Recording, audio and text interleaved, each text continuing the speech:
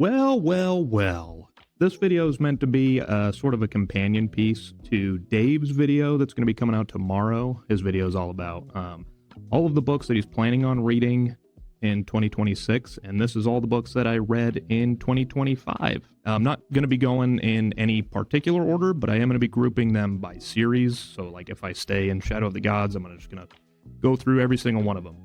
So starting right off the bat, The Will of the Many. This was the first book that I read this year, and honestly, it was S tier when I read it, and it's still S tier today. So, I mean, I don't really have a whole lot more to say. I ended the year on the Strength of the Few, which, if I'm being completely honest, kind of let me down a little bit. There's just some stuff that goes on in that book that makes it to where you have a lot more plot lines that you're following, that you're asked to follow. And there are just certain characters and people that I would have preferred to be following in a sequel to The Will of the Many. And I mean, I just got to be honest with myself. I'm putting it in probably B tier for right now. Bit of a letdown, but it is what it is. Moving on to Pet Sematary. This was one of the, I think I read quite a few Stephen King books this year. This one was my favorite. It tackles grief in a way that I haven't seen done in a novel, and it's never felt more real. It's not a pleasant read by any stretch of the imagination, but it was engaging, it was thought-provoking, and I'm putting it in S tier. Let's move on to Murderbot, because I feel the same with Murderbot pretty much across the board of all the Murderbot books that I read this year. So let's start off with All Systems Red. I'm feeling a B tier. I'm probably going to put it above Strength of the Few.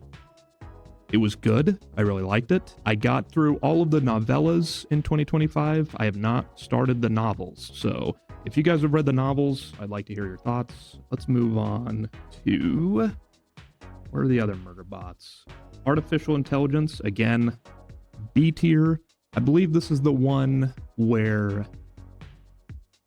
oh man, what is that guy's name? There's a robot introduced in Artificial Intelligence that I fell in love with, and I kept hoping that he would show back up in the next few books, and he didn't.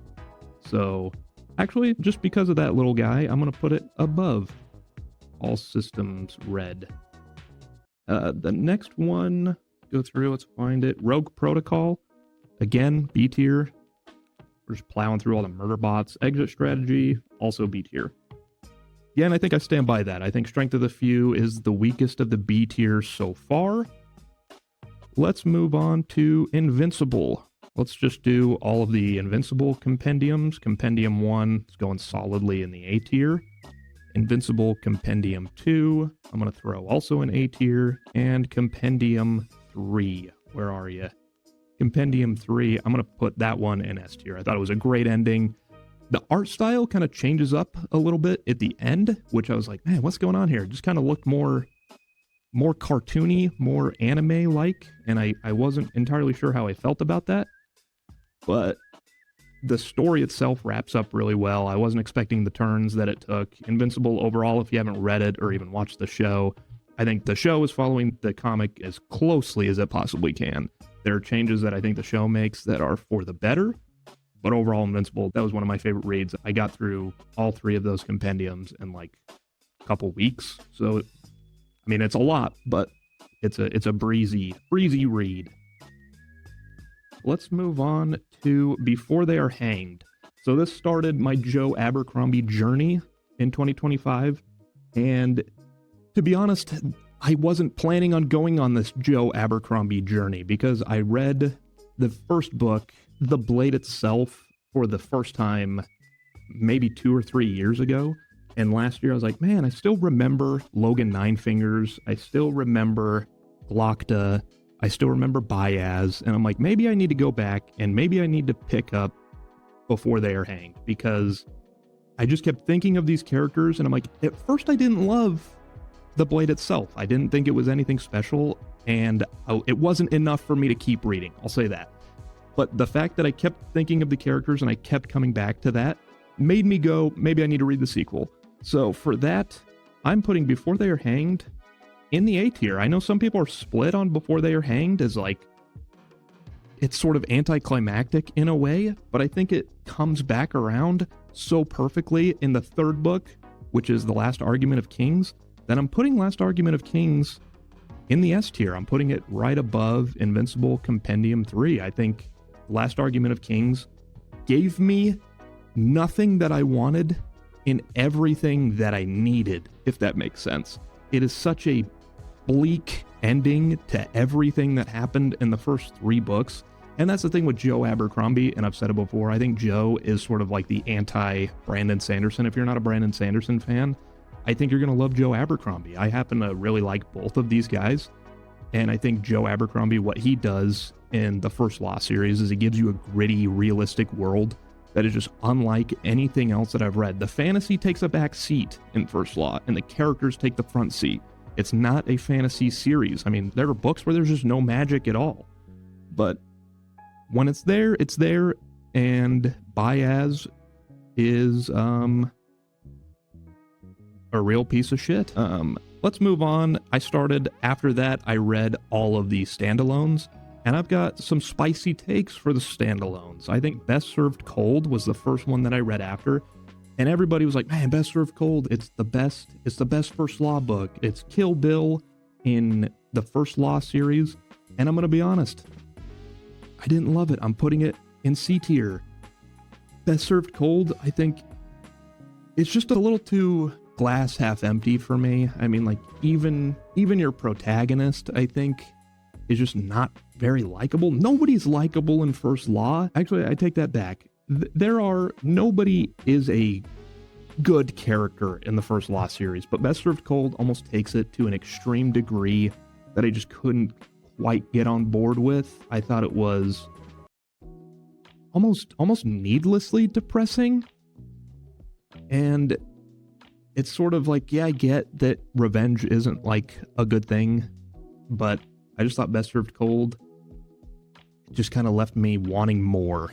I was expecting more, but that was not the case for The Heroes. The Heroes was freaking awesome, and I'm going to put it above all of these. I think The Heroes is top of A. I think The Heroes was awesome. It's just like one battle, one book, one battle, and it's them trying to take, I think the monument is called The Heroes, and it's just one hill, pretty much. And you have 2 factions that are warring over this hill, and you have discussions, you have battles that just come out of nowhere, you have tactics. It's all sorts of First Law goodness in one book, and it all really worked for me. I thought The Heroes was freaking awesome.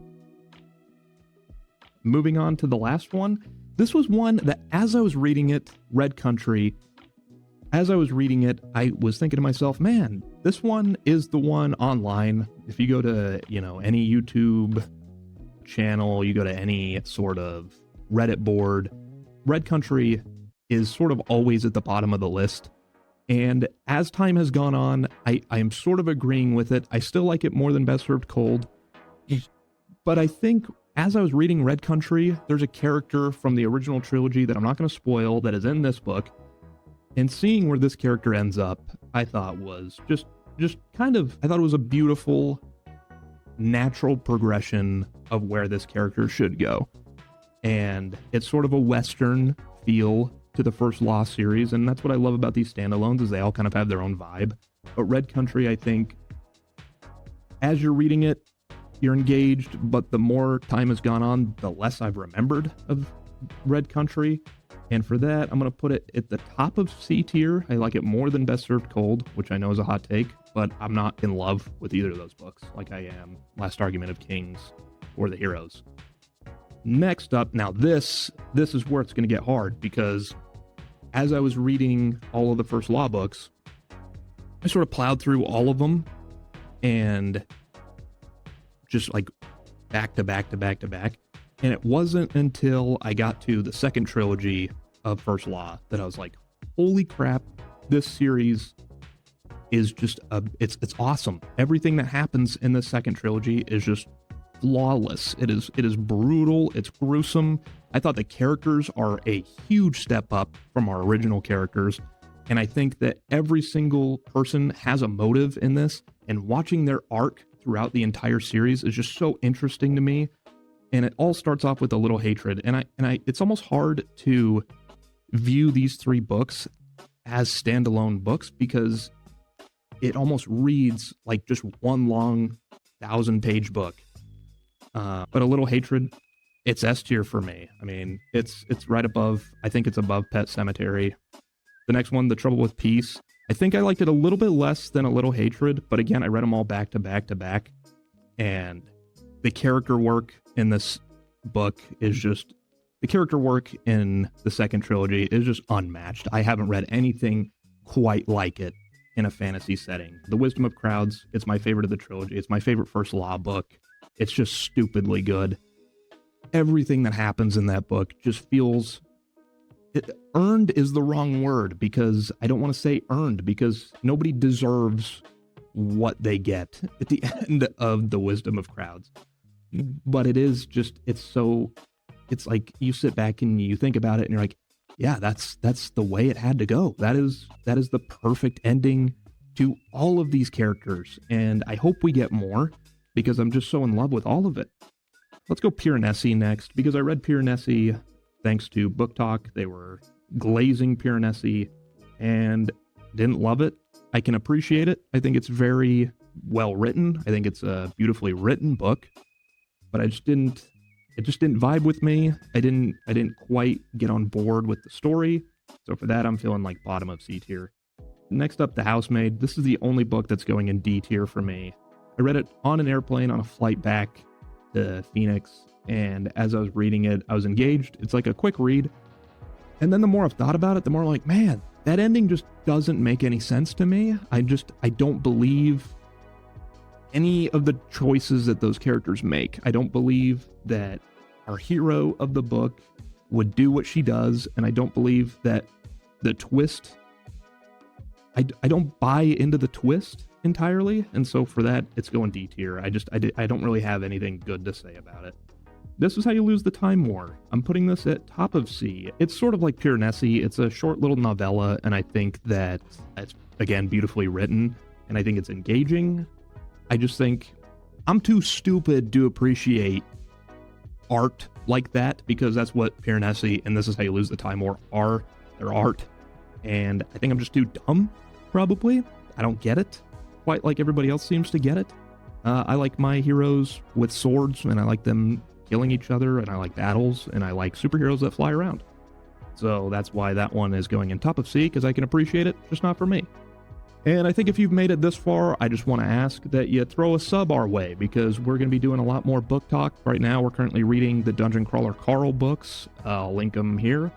And if you want to follow along, we got Dave's book journey tomorrow. He just started reading for the very first time in his life.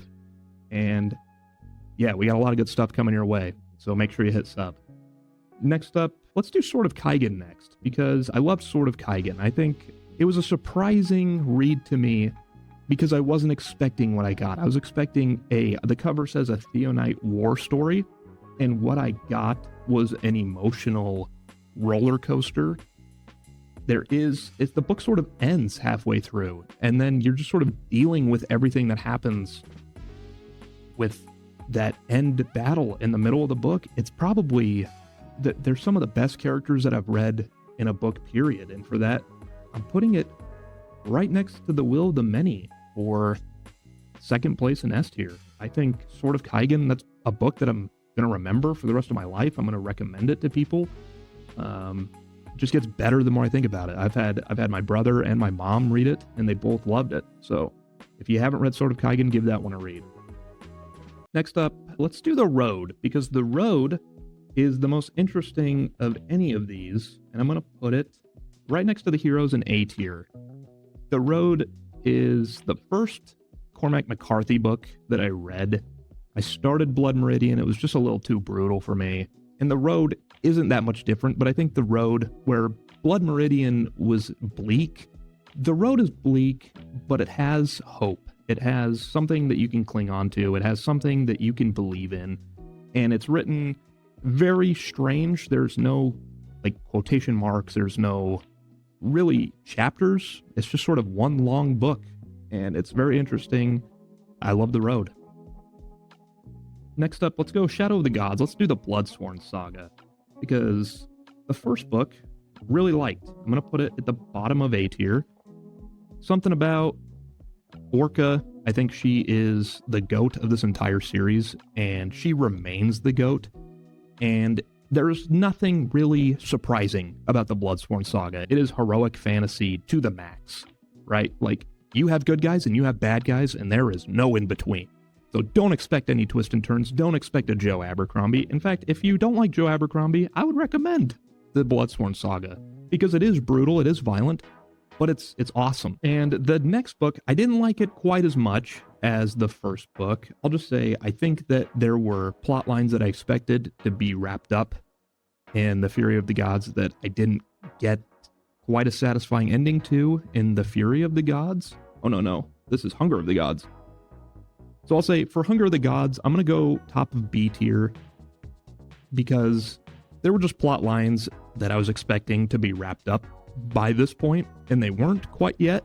But that doesn't mean that the action and the character work isn't as top-notch as it was in Shadow of the Gods. I was still invested. I was invested enough to read Fury of the Gods, which I loved. And I'm going to put it above the Invincible first two compendiums. I think Fury of the Gods was a great read. I love an ending where all of our plot lines are wrapped up, our heroes get a good ending, and I think everybody in the Bloodsworn Saga gets the ending that they deserve, and it just makes you jacked. Next up, let's do Misery. Misery was an interesting one. I'm going to put it at bottom of A, because I'd read the movie, or I've seen the movie, and so I kind of knew where the story was going, but there were twists in the book that weren't in the movie that I thought were interesting, and it kept me engaged pretty much the whole time.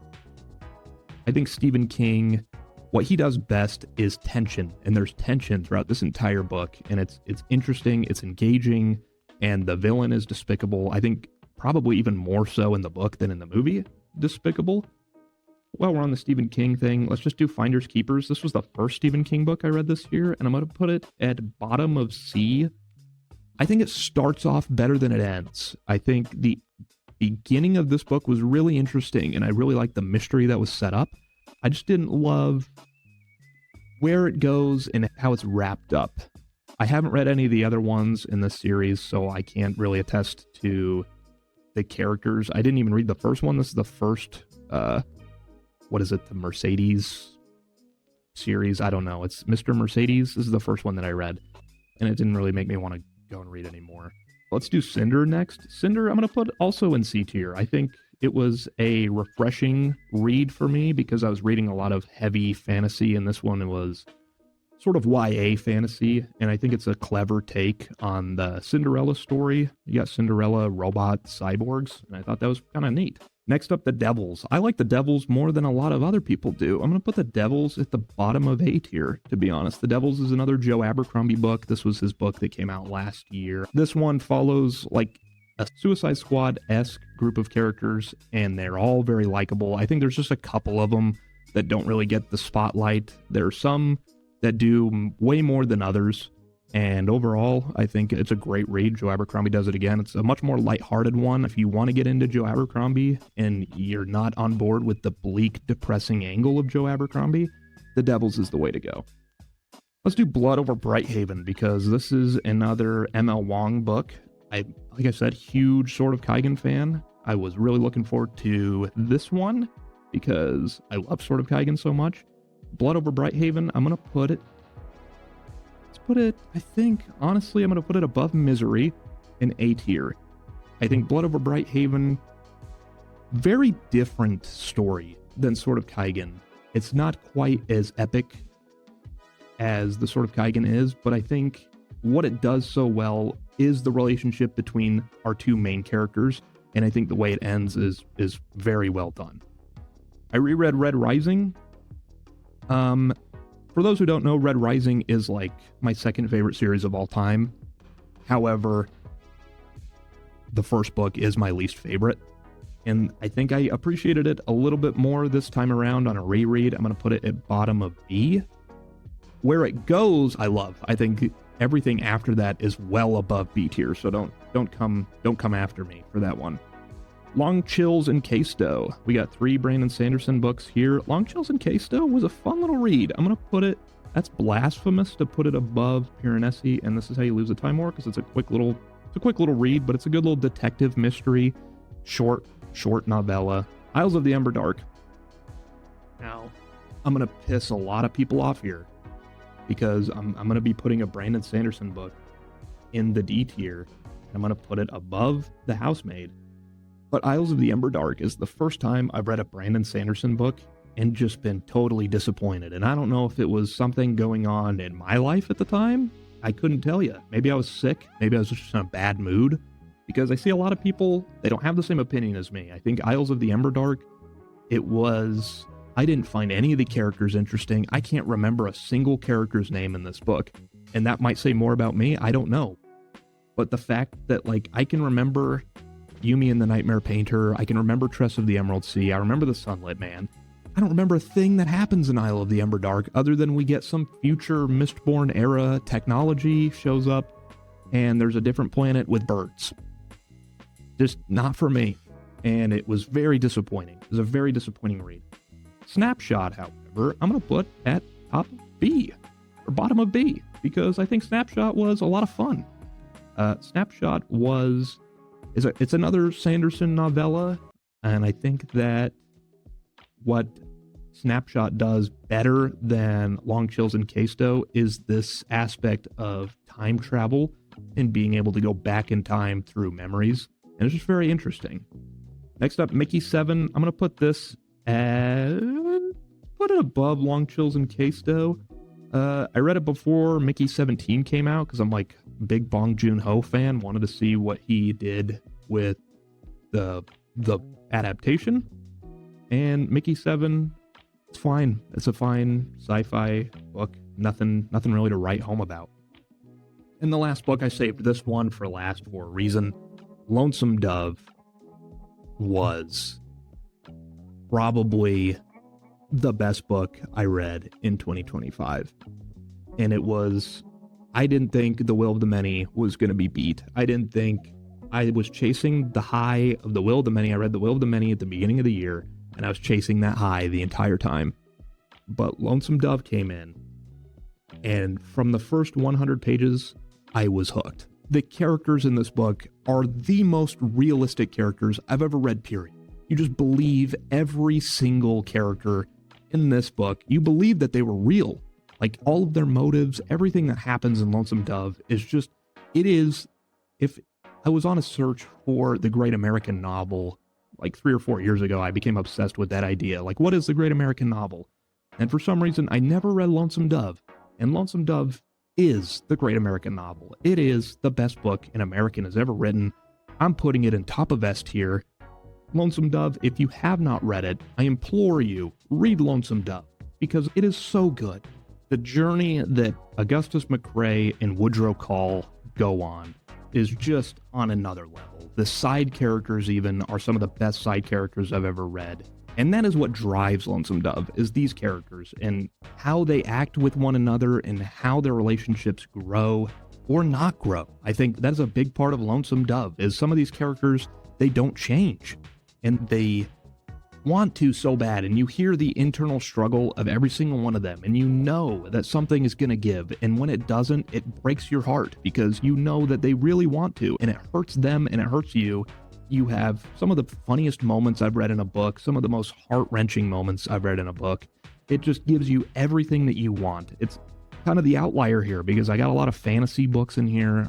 Pretty much all fantasy sci-fi books in here. And Lonesome Dove is just a Western, and it stands above all of them.